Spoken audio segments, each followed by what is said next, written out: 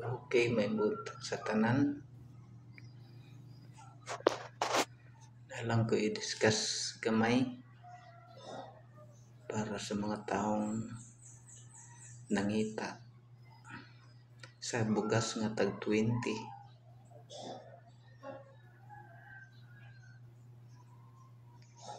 Anta makasabot mo kung unsa ang buti pasabot nga nung dili mo baba ang bugas. Kaya kung ipaabot nato sa tag 20 ang kilo sa bugas, pila naman ang komprasyon nyo ang abot sa mga farmers? Tagpila na lang, tag piso, tag 5, tag 2. Dapat unta makasabot mo. Pilingon manggut mo.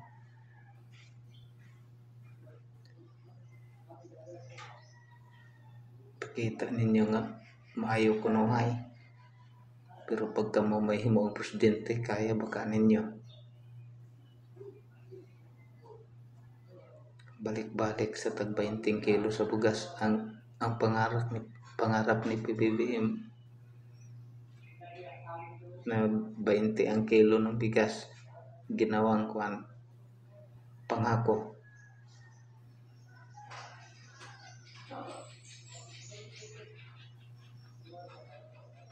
Ngayon, pababa ang kilo ng bigas. Sa Manila may 29 na. Hindi kayo makaintindi. Sa panahon ni Digong, magkano ang kilo ng bigas? Nangako siya. Yung pangako niya, 7 ang kilo ng bigas. Yung pangako niya, natupad ba yun? Magkano ang kilo ng bigas? 80 plus. May mga smuggler pa na bigas na plastic, peke na bigas. Nagreklamo ba kayo? Di ba wala?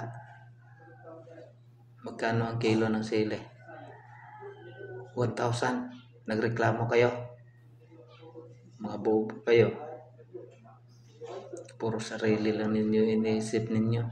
Hindi nyo tinitingnan ang presidente na nahirapan. Ugali kasi ninyo, ugali na NPA eh. Kahit ayaw nyo aminin. Ugali nyo NPA.